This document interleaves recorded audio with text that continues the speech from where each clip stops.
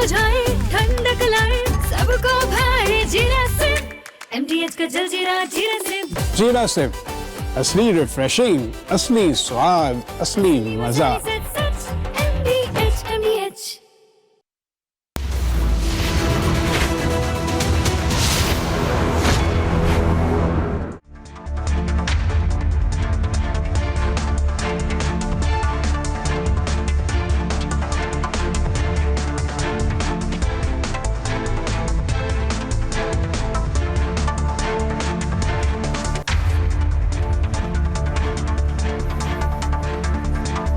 नमस्कार, बहुत स्वागत है आपका। आप देख रहे हैं देश का नंबर 1 न्यूज शो, ये भारत की बात है, और मैं हूं आपके साथ मृदुल शर्मा।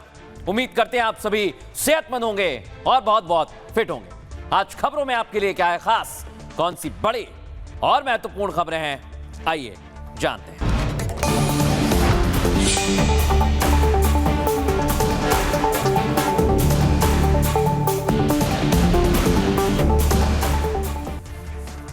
और दर्शकों, आज सबसे बड़ी और पहली खबर आपको बताएंगे।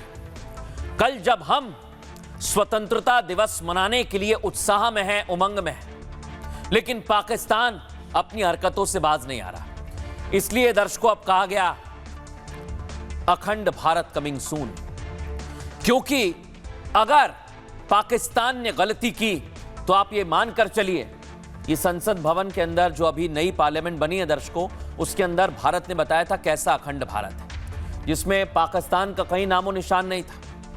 वैसी ही तैयारी है। आज आपको बताऊंगा पाकिस्तान कैसे रो रहा है, और भिखारी पाकिस्तान में आजादी दिवस पर केक की लूट मची हुई है। वो तस्वीर भी आपको दिखाऊंगा, लेकिन देखिए आज कैसे भारत ने अपनी तैयारी पूरी कर ली है।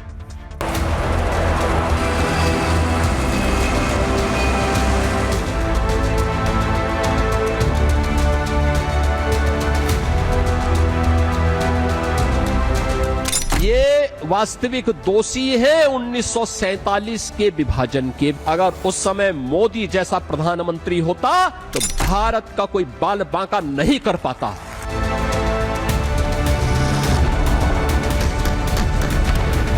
भारत माता की, पाकिस्तान के पानी की एक एक बूंद हमारी रेड लाइन है। भारत राह रास्त पर ना आया तो उसे बराह रास्त जवाब दिया जाएगा।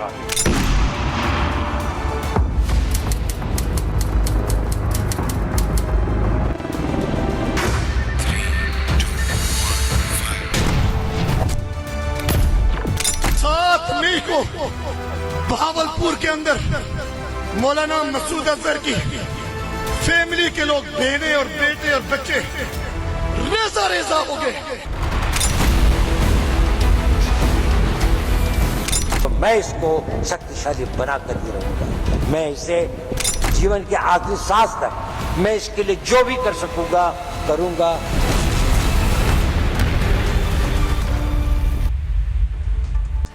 दर्शकों, आपको बताएं, भारत में 15 अगस्त की तैयारी है, स्वतंत्रता दिवस की तैयारी। और देखिए, देश के हर राज्य में, हर शहर में तिरंगा यात्रा निकाली जा रही है। दिखाइए फुल फ्रेम, एम्बियंस सुनाइए इसका।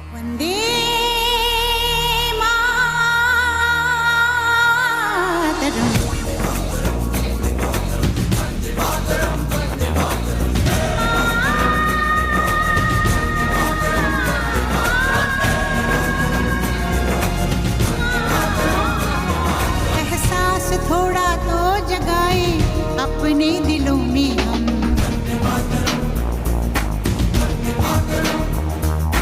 एक नई सुबह जगाए सारे जहां पे हम। हिम्मत करे आगे बढ़े हम, नए रास्तों पे हम। सारी दुनिया अपनी मादरे वतन।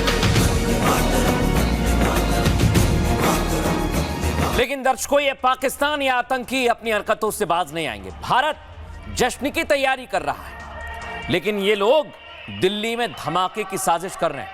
आपको बताऊंगा, दिल्ली में धमकी आई है बम धमाके की दर्शक, लेकिन चिंता की कोई बात नहीं है। ऐसा मैं क्यों कह रहा हूं, अगली तस्वीर दिखाइए, मूव कीजिए, ये आप देखिए। आतंकियों को पकड़ा जा रहा है, एक एक आतंकी को पकड़ा जा रहा है। ये आप देख रहे हैं, ये जैश का आतंकी पकड़ा गया है, इससे खुलासा हुआ है ये बांग्लादेश के रास्ते भारत में धमाके की प्लानिंग कर रहा था। दिखाइए जरा इसे पकड़ लिया गया। और आप सोचिए ऐसे कितने ही लोग हैं जो भारत के खिलाफ साजिश रच रहे हैं। आपको एक बांग्लादेशी कट्टरपंथी दिखाता हूं। ये दर्शकों, जब से यूनुस आया उसके बाद हालांकि चुनाव हुए, लेकिन तब से ही बांग्लादेश में कट्टरपंथ बढ़ गया है। सुनिए जरा इसे। হিন্দুত্ববাদীদের মেরুদণ্ড ভেঙে চুরমার করে দেওয়া হবে বাংলাদেশে। বিডিআর লাগবে না, সেনাবাহিনী লাগবে না। মুসলমান যদি অস্ত্র হাতে তুলে মার্চ করে, মুদির ধুতি ঢিলা হয়ে যাবে। সব হরে রাম করতে করতে বাড়িতে ঢুকবে। মূর্তিকে অপসারণ করে নাপাক মূর্তি বাংলাদেশ থেকে হিন্দুস্তানে ফেলে দিবে ছুঁড়ে। शिकस्त के बाद लेकिन दर्शकों, आज ये शहबाज ये हमेशा अपने आंसू बहाता है। ये बड़ा परेशान है। मैं आपको बताऊं, एक तो मुनीर इसे कोई काम नहीं करने देता। आज भी इसने अपने भाषण में मुनीर का ही नाम लिया है और पानी के लिए फिर से रो रहा है। सुनवाइए जरा इसे। जंग में शिकस्त के बाद भारत ने सिंतास मुआहदे को यकतरफा और गैर कानूनी तौर पर मुअत्तल करके खुद को अमन का दुश्मन साबित किया है। मैं वाशगाफ अल्फाज में ऐलान करता हूं कि पाकिस्तान के पानी की एक एक बूंद हमारी रेड लाइन है। भारत राह रास्त पर ना आया तो उसे बराह रास्त जवाब दिया जाएगा। बताइए आप, उल्टा चोर कोतवाल को डांटे, लेकिन आज पाकिस्तान ने जो कहा उस पर भारत ने करारा जवाब दिया है। सुनिए जरा। देखिए, सिंधु जल समझौते में जो हम लोग का सोच है, हमारा जो पक्ष है, उससे अब भली भांति बाकी है, उसमें कोई बदलाव नहीं आया है। देखिए, सिंधु जल समझौते में जो हम लोग का सोच है, हमारा जो पक्ष है, उससे अब भली भांति बाकी है, उसमें कोई बदलाव नहीं आया है। अब दर्शकों, मैं आपको बताता हूं पाकिस्तान क्यों डर रहा है, क्यों खौफ में है। आप देखिए, शहबाज सीधा देख रहा है, लेकिन यह मुनीर डर रहा है। ये इधर उधर नजरें गड़ा रहा है, क्योंकि खबर यह है कि आसपास, मुनीर के घर के आसपास धमाके हुए, तब से टेंशन में। दिखाइए जरा इसे।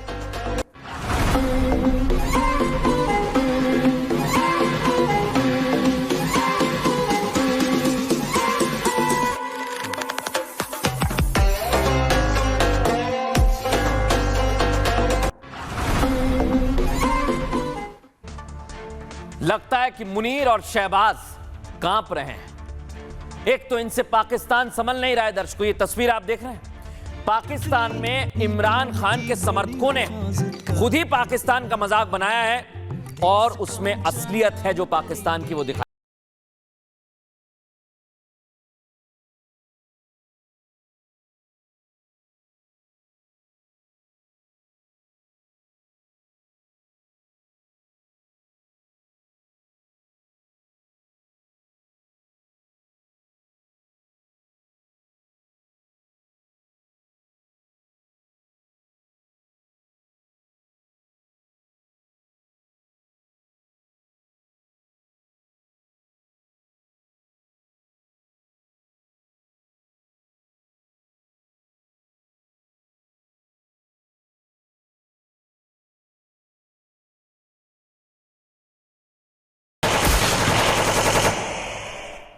सोचिए आप, ये जितने 79 वर्ष बीते पाकिस्तान के, वो सिर्फ और सिर्फ गफलत में बीते हैं। गफलत मतलब दर्शकों, इन लोगों को लगता है कि हमने बहुत कुछ किया है। कुछ नहीं किया, ये सिर्फ आतंकियों को पालते हैं। लेकिन इनके लिए भारत की सेना तैयार है हर धमकी का जवाब देने के लिए। फुल फ्रेम दिखाइए इस तस्वीर को।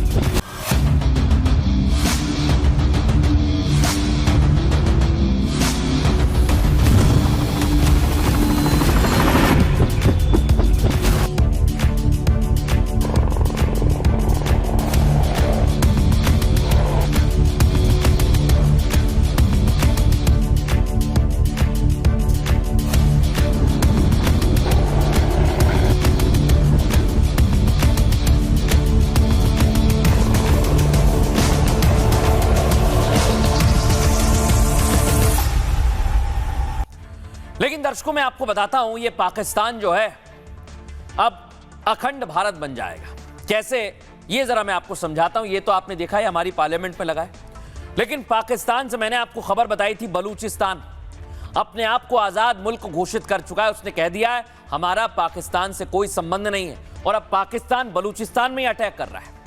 इधर सिंध में आप जानते हैं दर्शकों क्या हो रहा है, लेकिन आपको बताऊं बलूचिस्तान ने पूरी तैयारी कर ली है और सिंध में पाक की सेना बर्बरता कर रही है। इतनी बर्बरता की जा रही है कि ये लोग भी अब पूरी तरह से तैयार हैं और बांग्लादेश रूट से आतंक फैलाया जा रहा है। मूव कीजिए जरा इसे।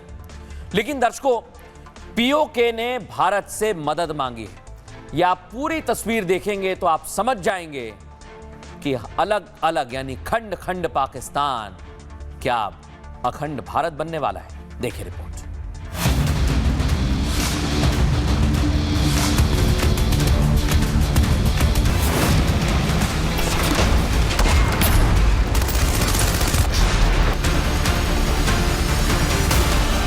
जिस इंडियन आर्मी से पीओके बलूचिस्तान और सिंध मदद की भीख मांग रहा है, पाकिस्तान से आजादी के लिए मिन्नतें कर रहा है, उसी आतंकिस्तान देश का कायर प्रधानमंत्री भारत को धमकी दे रहा है।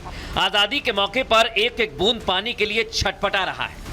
पाकिस्तान के पानी की एक एक बूंद हमारी रेड लाइन है। भारत राह रास्त पर ना आया तो उसे बराह रास्त जवाब दिया जाएगा। भारत आजादी का जश्न मना रहा है, लेकिन आतंकी दिल्ली में धमाके की साजिश रच रहे हैं। लाल किला पार्ट 2 का प्लान बना रहे हैं, जिसे एनएसए अजीत डोभाल ने सख्त लहजे में चेतावनी दे दी है। भारत की सहनशीलता को कमजोरी ना समझा जाए।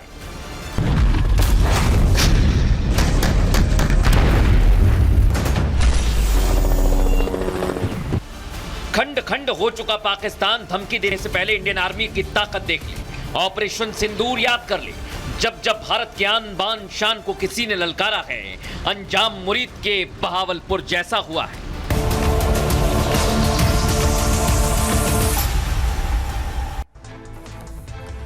लेकिन दर्शकों, आज मैं एक एक तस्वीर बताऊंगा कि आखिर पाकिस्तानी किस तरह से अपने देश को बर्बाद करते हैं और फिर आतंक के रास्ते पर चलते चलते खुद का खात्मा करने लगते हैं। बीजी देखिए इसका। पाकिस्तान के प्रधानमंत्री ने भारत को फिर से गीदड़ भभकी दी है। स्वतंत्रता दिवस की पूर्व संध्या पर ललकारने की हमाकत की है और बूंद बूंद के लिए तरस रहे सिंधु जल संधि पर अब ये पाकिस्तानी चेतावनी देने लगे हैं। दर्शकों, आपको बताता हूं मैं, शहबाज शरीफ ने कहा कि पानी की एक एक बूंद हमारे लिए रेड लाइन है। और आपको बताऊं, पाकिस्तान की नदियों के सिस्टम पर अगर कोई खतरा आता है तो भारत को इसका करारा जवाब दिया जाएगा। ये शहबाज कह रहा है। शहबाज के इस बयान के ठीक बाद आतंकियों ने भी गीदड़ भभकी दी। दिल्ली में लाल किला ब्लास्ट का अलकायदा कनेक्शन सामने आ चुका है। दर्शक, अब दहशतगर्दों ने दिल्ली में 6 जगह बम धमाके की संदिग्ध धमकी दी। दिल्ली हाईकोर्ट को मिले एक ईमेल में बम विस्फोटक की धमकी दी गई, जिसमें दिल्ली एयरपोर्ट, हाईकोर्ट, झंडेवालान की बिल्डिंग शामिल है। इस धमकी के बाद सुरक्षा एजेंसियां अलर्ट मोड में हैं दर्शकों। और इस बीच एनएसए अजीत डोभाल ने पाकिस्तान को सख्त चेतावनी दे दी है। उन्होंने कहा भारत की सहनशीलता को कमजोरी ना समझे। बहुत बड़ी भूल कर रहा है पाकिस्तान, क्योंकि भारत बिना परिणाम की चिंता किए बिना जवाब देने की क्षमता रखता है। और अजीत डोभाल ने कहा हमारी लड़ाई पाकिस्तान में पल रहे आतंकियों से, जिसकी झलक 88 घंटे चले सैन्य अभियान में दुश्मन देख चुका है। और ब्रह्मोस याद है ना दर्शक, कैसे गिरी थी। इसलिए भारत को ललकारने की हिमाकत करने की भूल इस बार मत करना, नहीं तो खात्मा तय मानिए। सुनिए जरा। पाकिस्तान के प्राइम मिनिस्टर ने अपनी औकात दिखा दी फिर से कि उन्होंने एक और धमकी दे दी कि एक एक बूंद रेड लाइन होगी, वो भी इंडिपेंडेंस डे पर। तो अगर मेरा जवाब किसी को चाहिए तो मेरा जवाब तो फिर, या इंडिया का जवाब तो यही है कि हर एक बूंद जो खून की मेरे देश में बहेगी, निकलेगी, उसका अंजाम आपको भी भुगतना पड़ेगा। बलूचिस्तान में कौन भुगत रहा है? पीओजेके में कौन भुगत रहा है? सिंध में कौन भुगत रहा है? भुगत तो उनकी आवाम रही है। शरीफ साहब, आपको दिखता नहीं है क्योंकि आप नतमस्तक हैं सिर्फ एक मुनीर के सामने, इसलिए आपके पास और कोई टॉपिक नहीं है, आपके पास कोई तरीका नहीं है। और सबसे बड़ी बात, अगर आप देखना चाहते हो भारत की तैयारी, भारत अपनी तैयारी करता नहीं है, हमारी तैयारी बोलती है। हमारी तैयारी 365 दिन की है, जिसे आप हर बार बहुतेंगे। लेकिन दर्शकों, मैं आपको बताऊं, ये पाकिस्तान अपनी आजादी का जश्न नहीं मना पा रहा है, क्योंकि ये कभी आजाद हुआ ही नहीं, हमेशा गुलाम रहा, जंजीरों में जकड़ा रहा। और अब तो दर्शकों, ये देख रहे हैं आप, ये शहबाज की बेचैनी की वजह है। ये तस्वीर, ये सलाल डैम है दर्शकों, जहां पर तिरंगे की रोशनी से सराबोर कर दिया गया। इसे फुल फ्रेम दिखाइए। इसी से पाकिस्तान जल रहा है दर्शकों, इसी से पाकिस्तान घुट घुट कर मर रहा है। और आपको बताऊं, उधर पानी नहीं मिल रहा है पाकिस्तान को, एक एक बूंद की बात कह रहा है। और इधर आप देखिए, ये केक के लिए लूट रहे हैं। बताइए, इनको आज़ाद हुए सोचिए आप, लगभग 80 साल होने वाले हैं, और ये आप इनकी तस्वीर देखिए, ये कैसे केक के लिए एक दूसरे के ऊपर चढ़े जा रहे हैं। दिखाइए जरा, इन्हें एम्बियंस सुनाइए इसका।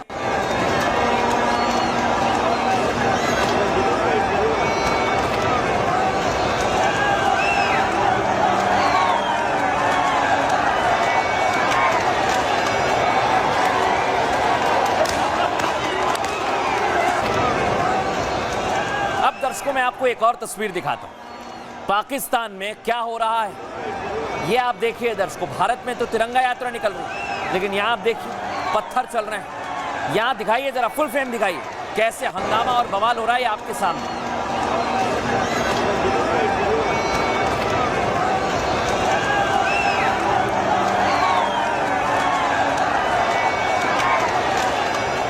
लेकिन दर्शकों, एक आतंकी मुल्क का क्या होता है दुनिया देख ले आज। ये देखिए आप, ये बलूचिस्तान जो अपने आप को आजाद मुल्क घोषित कर चुका है, आज उसने पाकिस्तान को उसकी असली औकात याद दिलाई और कहा कि आपने ये अत्याचार हम पर किया। ये देखिए आप, और यहां आप देखिए, पाकिस्तान में बीएलए की जबरदस्त ताकत बढ़ गई और बलूचिस्तान अब अपने आप को कह रहा है कि हम पीछे हटने वाले नहीं हैं। दोनों तस्वीर दिखाइए।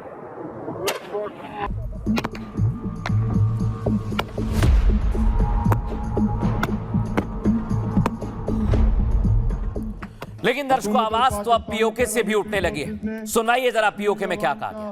अपने हुकूमत और पाकिस्तानी पैरामिलिट्री फोर्सेस ने कश्मीरी अवाम का अपने हकूक के लिए पुरअमन इत्जाज पे कत्लेआम किया और मजीद नस्ल कशी का इरादा रखती है। पाकिस्तानी पैरामिलिट्री फोर्सेस और पुलिस की जानब से ताजरान की दुकानों और अवाम नास के घरों में लूट मार और तोड़ फोड़ की गई। लिहाजा जम्मू कश्मीर ज्वाइंट अवामी एक्शन कमेटी ने फैसला किया है कि माह अगस्त से तमाम तार बिलात, बिजली, पानी, गैस वगैरह और इनकम टैक्स का बाइकाट का ऐलान किया जाता है। लेकिन दर्शकों, सोचिए जरा, ये पाकिस्तान अपने मुल्क में रहने वाले लोगों को 2 वक्त की रोटी नहीं दे पा रहा, वहां केक लूट रहे हैं। बलूचिस्तान पाकिस्तान के झंडे पर खड़ा होकर बोल रहा है कि हमें पाकिस्तान से मतलब नहीं है, और ये पाकिस्तान सिर्फ भारत को गीदड़ भपकी देने में लगा हुआ है। पाकिस्तान की आजादी के आज लगभग 80 साल पूरे हो गए, लेकिन आजादी के दिन 2 प्रांतों में विद्रोह छिड़ा हुआ है दर्शकों। ये आप देखिए, पाक के कब्जे वाले कश्मीर और बलूचिस्तान के आवाम गुस्से में है। पाकिस्तानी जुल्म के खिलाफ ये लोग ब्लैक डे मना रहे हैं। आपको बताऊं, पाक की आवाम पाक हुक्मरान का बायकॉट कर चुकी है। इतना ही नहीं, पाकिस्तानी सरकार और फौज को पीओके में एंट्री नहीं दी जाएगी। साथ ही पीओके की जनता पाकिस्तानी सरकार को टैक्स भी नहीं देगी, ना ही बिजली पानी का बिल जमा करेगी, ना ही इनकम टैक्स देगी। दरअसल पीओके में 1948 के संयुक्त राष्ट्र के रेजोल्यूशन के मुताबिक जनमत संग्रह होना था, जिसे पाकिस्तान ने अब तक नहीं करवाया। आपको बताऊं, वहां के लोगों का कहना है कि पीओके एक विवादित इलाका है। बावजूद पाकिस्तानी सेना लगातार लोगों पर गोलीबारी कर रही है और खाने पीने के सामान को भी पाक सेना ने रोक दिया है। ऐसे में पाकिस्तान पीओके में अपनी जिम्मेदारी निभाने में नाकामयाब रहा। तो वहीं बलूचिस्तान ने भी खुद को पाकिस्तान से अलग कर लिया है। वो पाकिस्तान के स्वतंत्रता दिवस को ब्लैक डे के तौर पर मना रहा है। और आपको बताऊं, अगर यही चलता रहा दर्शकों, तो अब हालात बहुत ज्यादा खराब हो जाएंगे, क्योंकि इस वक्त पाकिस्तान में सिर्फ आतंकियों को पैसे दिए जा रहे हैं, उनको पाला पोसा जा रहा है, उनके साथ बातें की जा रही हैं। और यह सच दुनिया जान चुकी है। सुनिए सीएम योगी आदित्यनाथ ने क्या कहा। 14 अगस्त 1947 को आजादी के एक दिन पहले तब केवल हिंदू और सिख ही नहीं कटा था, तब भारत भी कटा था। 14 अगस्त 1947 की घटना के लिए किसकी जवाबदेही थी? कौन जिम्मेदार था उसके लिए? कोई जिम्मेदारी लेने को तैयार नहीं, क्योंकि उनको सत्ता चाहिए थी।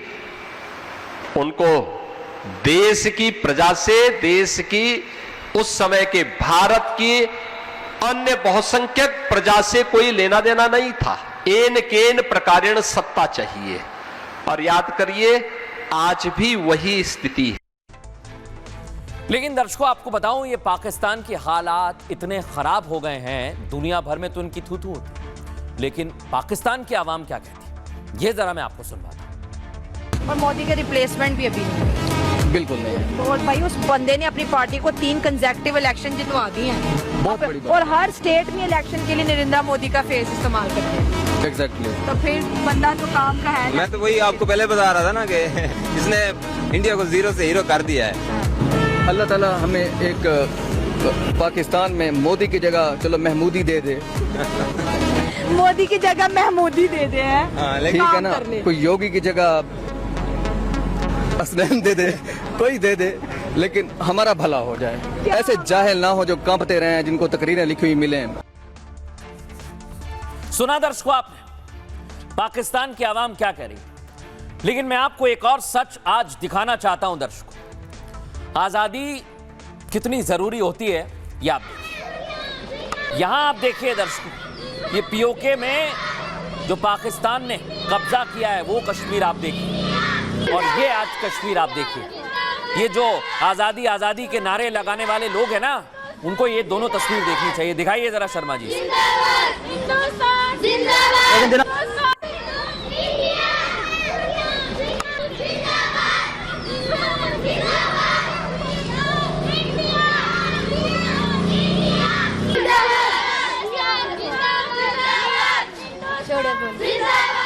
अब दर्शकों मैं आपको बताता हूं भारत में कैसी तैयारी है। ये आप देखिए, हरियाणा में 5 किलोमीटर की तिरंगा यात्रा निकली और यहां पर देश की आन बान शान तिरंगा लहरा रहा है। दिखाइए जरा इसे।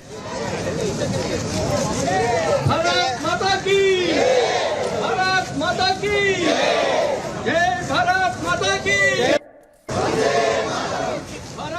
लेकिन दर्शकों मैं आपको बताऊं, आज 15 अगस्त की कैसी तैयारी देश भर में है। कल स्वतंत्रता दिवस मनाया जाएगा और इसकी तैयारी दिखाइए जरा। वंदे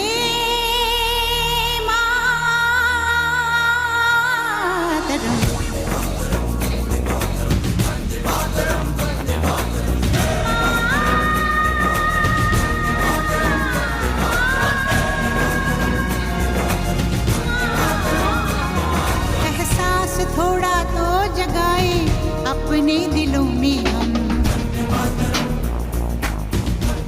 लेकिन दर्शकों आज आपको एक और बड़ी खबर दे देते हैं। रक्षा मंत्री राजनाथ सिंह ने रक्षा बजट को लेकर संदेश दिया है, सुनवाइए जरा। हमने रक्षा बजट लगातार बढ़ाया है। हमारा डिफेंस बजट वर्ष 2013-14 के 2.53 लाख करोड़ रुपए से बढ़कर 2026-27 में 7.85 लाख करोड़ रुपए हो गया है। इसी तरह कैपिटल एक्सपेंडिचर 94,588 करोड़ रुपए से बढ़कर 2.19 लाख करोड़ रुपए तक पहुंच चुका है। दर्शकों मैंने ये रक्षा बजट पता है आपको क्यों बताया। भारत का रक्षा बजट लगातार बढ़ रहा है, लेकिन ये पाकिस्तान बंटवारे के वक्त भी ऐसी ही गरीबी में था और आज भी अपनी हरकतों से बाज नहीं आया। ये उस वक्त की तस्वीर आप देखिए। भारत दुनिया की चौथी सबसे शक्तिशाली सेना बन चुका है। देश का रक्षा बजट 25 से 78 लाख करोड़ रुपए का हो गया है। तेजस, ब्रह्मोस, आकाश जैसी प्रणालियां देश में तैयार हो रही हैं, जिसका ट्रायल ऑपरेशन सिंदूर में भारत कर चुका है। बावजूद दर्शकों पाकिस्तान भारत को आंख दिखाने की कोशिश कर रहा है, जिसे इस बार सीएम योगी ने चेतावनी दी और यह बंटवारा दर्शकों याद दिलाया। योगी ने कहा ब्रह्मोस मिसाइल की गूंज पाकिस्तान भूल नहीं सकता। जब ब्रह्मोस से पाकिस्तान और उसके आकाओं की नींद उड़ गई थी। सीएम योगी ने 14 अगस्त 1947 का जिक्र किया। दर्शकों, यही तस्वीर मैं आपको दिखा रहा हूं। 1947 में दर्शकों, आजादी के एक दिन पहले सिर्फ हिंदू और सिख नहीं कटे थे। सीएम योगी ने कहा तब भारत भी कटा था, क्योंकि उस समय हम लोग बंट गए थे, ऐसे भाग रहे थे। देख रहे हैं आप दर्शकों, जो लोग उस समय आए होंगे वो इस तस्वीर को देखकर समझ गए होंगे। लेकिन आज भी पाकिस्तान और बांग्लादेश में निर्दोष हिंदू मारे जाते हैं। क्या वहां से ट्रेन आ सकती है? नहीं। निर्दोष हिंदुओं को काटा जाता है क्योंकि हिंदू एकजुट नहीं है। सीएम योगी ने मैसेज दिया, जब जब हिंदू बटा तब तब कटा, और इसीलिए आज ये तस्वीर याद की जा रही है। लेकिन इसे लेकर सीएम योगी आदित्यनाथ ने एक बार फिर आगाह किया है। सुनवाते हैं आप। सनातन धर्मावलंबी भी कभी मौन नहीं रहा, चुप नहीं रहा, विभाजित था, बटा हुआ था। गुलामी के पूर्व ऐसा नहीं कि उसके पास बल, बुद्धि या वैभव की कमी रही हो, वह सब कुछ था। कमी थी तो एकता की कमी थी। एक दिशा में, एक स्वर में, एक साथ चलने की कमी थी। हम बटे थे और इसीलिए तो कटे थे। लेकिन दर्शकों, सोचिए जरा, अभी भी पाकिस्तान अपनी हरकतों से बाज नहीं आ रहा है, और इसलिए पाकिस्तान को वक्त वक्त पर हम सबक सिखाते रहते हैं। बहरहाल, खबरों में आगे बढ़ेंगे, और आज एक और बड़ी खबर आपको बता रहा हूं दर्शकों। यहां आप देखिए, कांग्रेस ऐसी सियासत कर रही है जिसका भारतीय संस्कृति में कोई भी व्यक्ति आप लेकर आइए, वो बताएगा कि अपमान से भी बुरा किया जा रहा है। यानी कांग्रेस पार्टी पीएम मोदी का अपमान कर रही है, भारतीय संस्कृति का अपमान कर रही है, भारत का अपमान कर रही है। कैसे कर रही है, मैं आपको दिखाता हूं दर्शकों, दिखाइए। राहुल गांधी ने कल पीएम मोदी पर कटाक्ष करते करते जॉर्जिया मेलोनी, जो एक राष्ट्राध्यक्ष महिला है, उन पर विवादित टिप्पणी डाला। कहां से दिखाइए जरा इसे। मैं तो बच्चे फिर रहा था।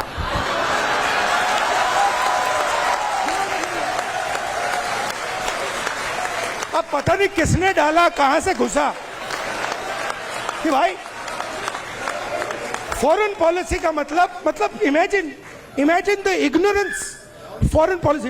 एक चीज पूछ सकता हूं? हाँ। मिलनी समझ के तो नहीं पकड़ा था? I have not reached there yet. But पता नहीं कहां से घुस गया कि फॉरेन पॉलिसी का मतलब नेताओं से गले लगना। सोचिए आप, कितनी अपमानजनक टिप्पणी है दर्शकों। और देखिए, आप मुस्कुरा रहे हैं, हंस रहे हैं, ठहाके लगा रहे हैं।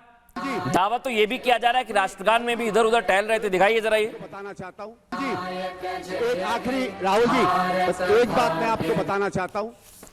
अब वहां पर राष्ट्रगान चल रहा है और राहुल गांधी इधर उधर घूम रहे हैं। लेकिन आपको एक और तस्वीर दिखाता हूं दर्शकों। राहुल गांधी कह रहे हैं कि गले लगना फॉरेन पॉलिसी नहीं है। दरअसल वो पॉलिसी को समझ नहीं पा रहे। अब बीजेपी की तरफ से कुछ तस्वीरें जारी की गई, सोशल मीडिया पर भी कुछ लोगों ने तस्वीरें शेयर की कि कैसे भारत के जो राष्ट्रीय अध्यक्ष, अलग अलग प्रधानमंत्री जाते हैं भारत के और राष्ट्रीय अध्यक्षों से मिलते हैं, उसमें कई बार इस तरह की तस्वीर आती है। कभी हाथ मिलाया जाता है, कभी गले लगा जाता है, और ये आम है, ऐसा कोई पहली बार नहीं हो रहा है दर्शक। समस्या यह है कि पहली बार इसे बताया जा रहा है। अगली तस्वीर दिखाइए, मूव कीजिए जरा इसे। ये आप देखिए, ये एक तस्वीर देखिए। भारत की प्रधानमंत्री थी इंदिरा गांधी, और जब इंदिरा गांधी राष्ट्रीय अध्यक्षों से मिलती थी तो कैसे, दिखाइए जरा इस तस्वीर को फुल फ्रेम।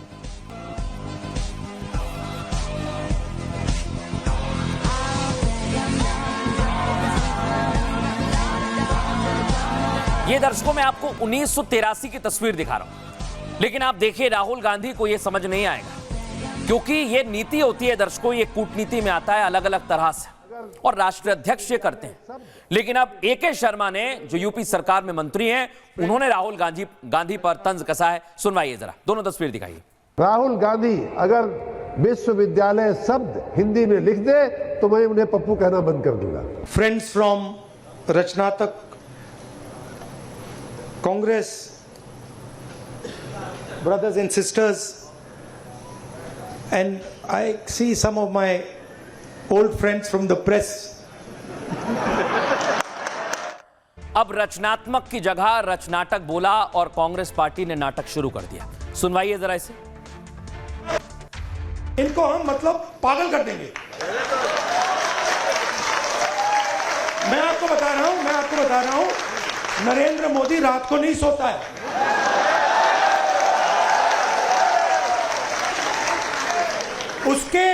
उसके अलग अलग कारण है।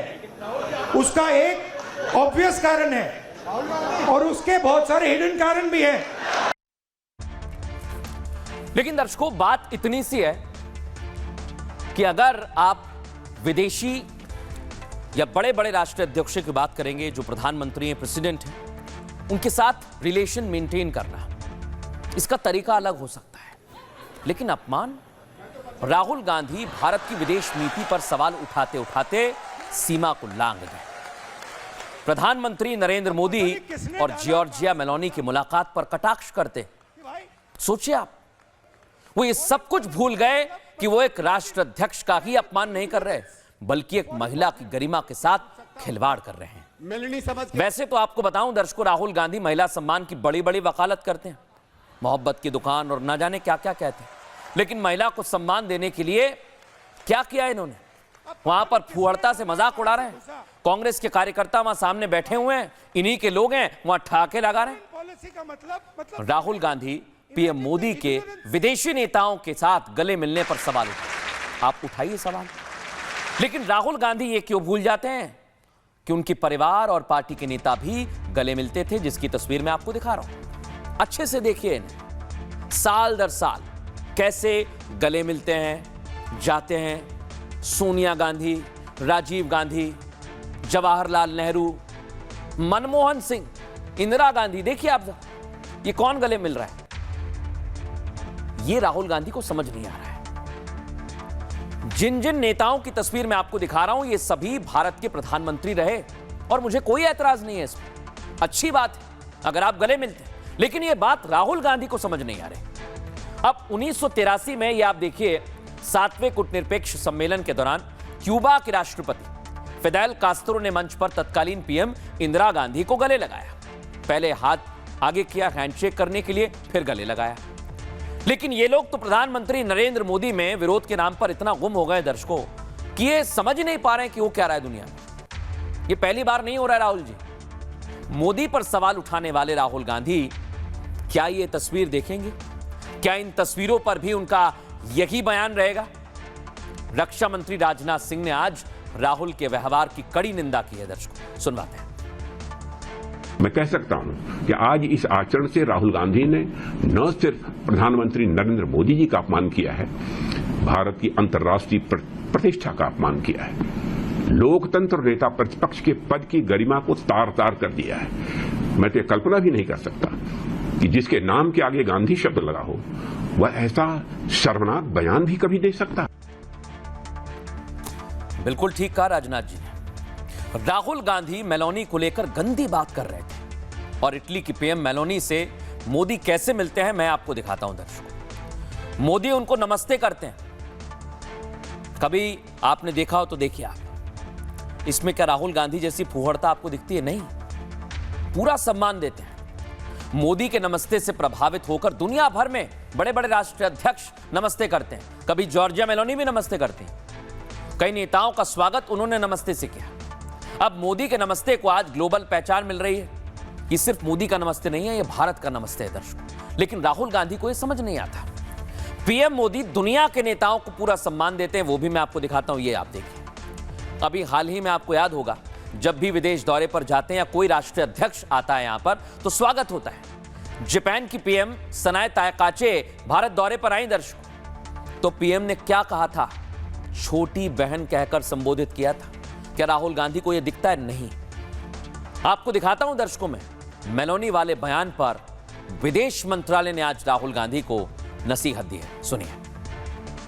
इटली के साथ हमारे बहुत गहरे और मजबूत संबंध हैं और हम इस रिश्ते को और मजबूत करना चाहते हैं। और जहाँ तक दो देशों के बीच में मित्रता की बात है, रिश्तों की बात है, उसको एक आदरपूर्ण उसको एक दायरे में रखना ज़रूरी होता है। सुना दर्शकों आपने, विदेश मंत्रालय ने राहुल गांधी को नसीहत दी और यह नसीहत मुझे लगता है कांग्रेस पार्टी के नेताओं को भी मिलनी चाहिए, जो राहुल का थिंक टैंक है और जो उनके अंकल सैम पित्रोदा अमेरिका में बैठकर ज्ञान देते हैं, उन्हें भी बताना चाहिए। ग्लोबल नेताओं के साथ साथ पीएम मोदी ने हमेशा महिलाओं का सम्मान किया है और मुझे लगता है कि हर व्यक्ति करता है। लेकिन तस्वीर आप देखिए, पीएम मोदी ने पद्मश्री सम्मान पाने वाली महिला के पैर छुए थे। ये तस्वीरें बताती हैं कि पीएम मोदी महिलाओं के प्रति सम्मान रखते हैं। लेकिन राहुल गांधी मेलोनी पर कैसा बयान देते हैं आपने देखा। लेकिन इसी अपमानजनक टिप्पणी पर कांग्रेस पार्टी के नेता ठहाके लगा रहे हैं, हा हा हा हा हा कर रहे हैं। दर्शक सोचिए आप, पता नहीं ये कैसे संस्कार है। लेकिन आज रिपब्लिक भारत ने दर्शकों, ये राहुल गांधी के साथ जो मजाक में शामिल थे, ये खुद शीला दीक्षित के बेटे संदीप दीक्षित, और इनसे जब सवाल किया तो ये कैसे भागने लगे, दिखाइए जरा। But choices of words, Sandeep ji. हाँ हाँ संदीप जी,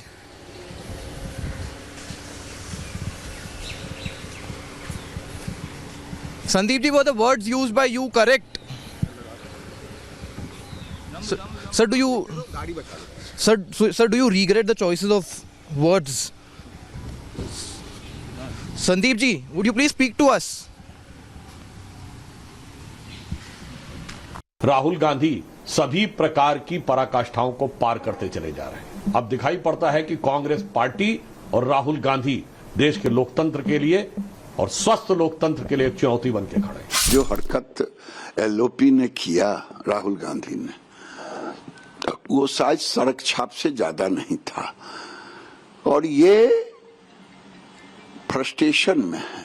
विदेश नीति अगर नहीं समझ पाए तो अब समझ भी नहीं पाएंगे। ये सर्वथा अनुचित है, गैरशालीन है और ये मैं आज ही नहीं कह रहा हूँ, मैं इस पर लिख रहा हूँ लगातार कि क्या विरोध गरिमामय नहीं हो सकता, क्या प्रतिस्पर्धा शालीन नहीं हो सकती है।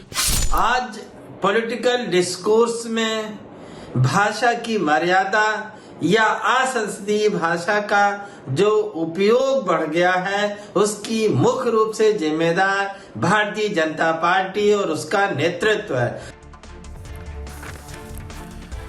अब दर्शकों आगे बढ़ेंगे और एक ऐसी खबर आ गई है जिसका लंबे समय से देश में इंतजार किया जा रहा था।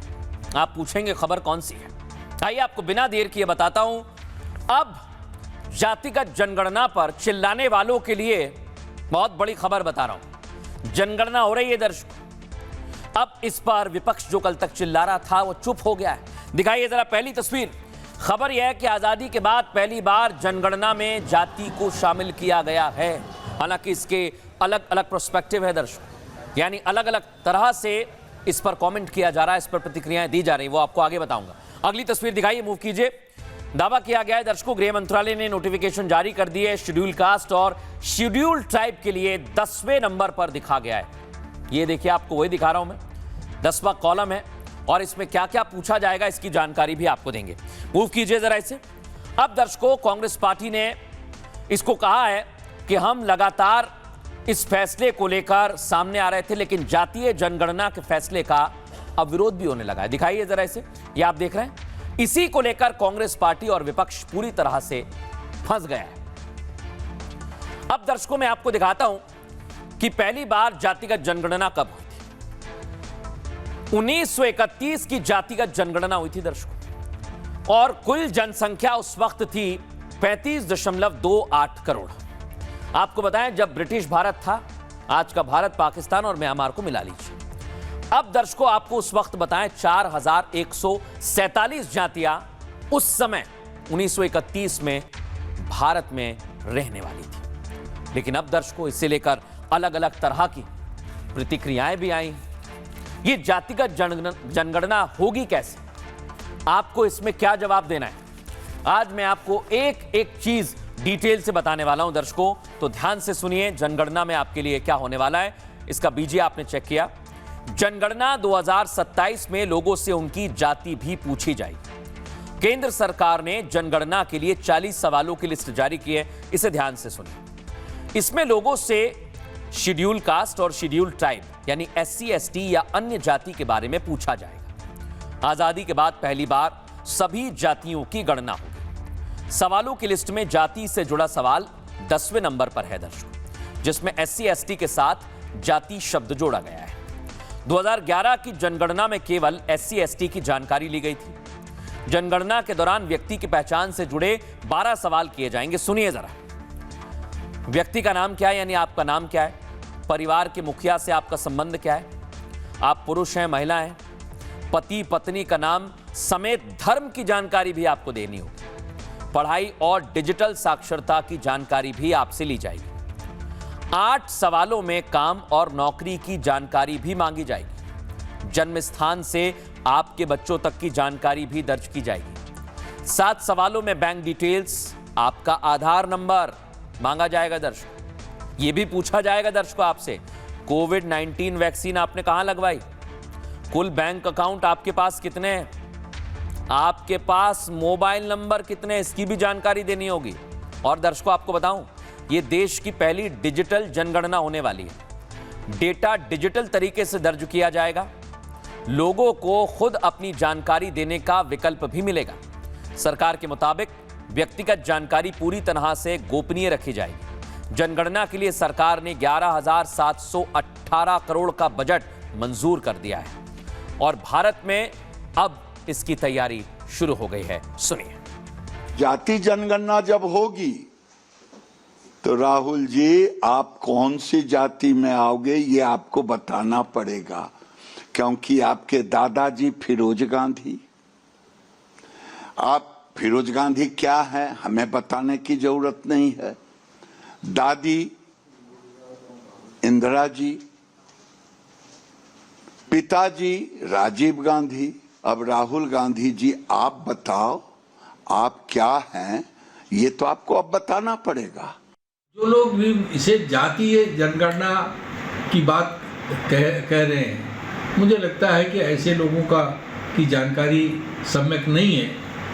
वास्तविकता है कि जब जनगणना होती है तो उसमें व्यक्ति के सारे विवरण सभी के दर्ज। जनगणना के साथ जाति जनगणना कराने की विपक्ष की बहुत पुरानी मांग थी, जिसे भाजपा की केंद्र सरकार ने मान लिया, लेकिन उसमें वो ऐसी चीजें, ऐसे कॉलम जोड़ रहे हैं जिससे व्यक्ति की निजता का हनन हो रहा है। देश में जाति जनगणना हो रही है, इसमें कितनी जातियां हैं और जातियों की कितनी संख्या है, ये आंकड़े भी उपलब्ध हो जाएंगे। इसके अतिरिक्त भी तमाम बिंदुओं को जनगणना में शामिल किया गया है। किसी भी देश के विकास के लिए, किसी भी योजना को लागू करने के लिए सभी आंकड़ों की आवश्यकता होती है। अब दर्शकों, आपके काम की खबर। खाने में ना जाने आजकल क्या हो गया है, कई बार ऐसी खबरें आती हैं दर्शकों जो चिंता में डाल देती हैं। कल मैंने आपको पिज्जा की खबर दिखाई थी, कैसी गंदगी थी। आज एक स्कूल में बच्चे ने पेटीज खाई और उसकी जान चली गई दर्शकों।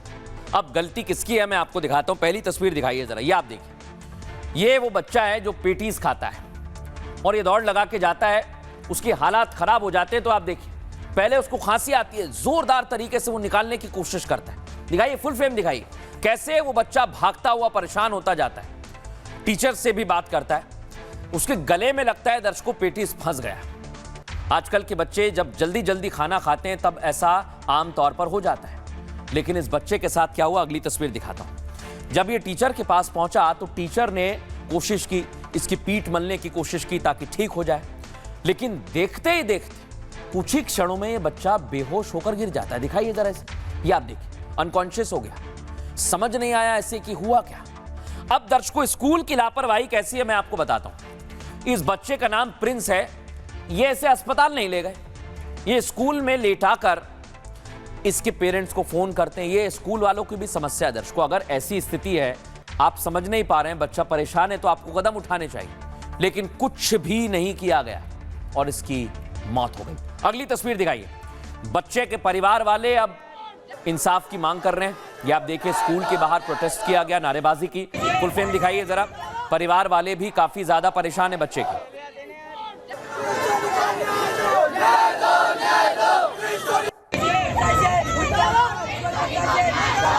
हाँ, सबने खाई थी, हम सब थे। हाँ। तो उसने थोड़ी ज्यादा पेटीज खा ली। अब उसके अटक गई, पानी पीने गया, वहीं पे वो गिर गया। हाँ। अब स्कूल वालों ने वहाँ पे इसको रखा 1 घंटे तक, भेजा नहीं कि पेरेंट्स आएंगे जब भेजेंगे। अब उस टाइम पे उसकी हालत खराब हो रही, कोई पैर दबा रहा, कोई हवा कर रहा, किसी को नहीं बताया। सेम टाइम लेके जाते तो बचता है। स्कूल की लापरवाही है, स्कूल की लापरवाही है, लापरवाही है। करो केस। हम साथ में सारे, भाई था मेरा, मैं खाता। पेटीज ठंडी थी, स्वाद बिल्कुल बेकार था। किसने खाई थी? हमने खाई थी। आपका भी मन घबराया? अजीब से लगी थी, पेट में दर्द होने लग गया था मेरे। उसी टाइम पे पेट में दर्द होने लग गया था।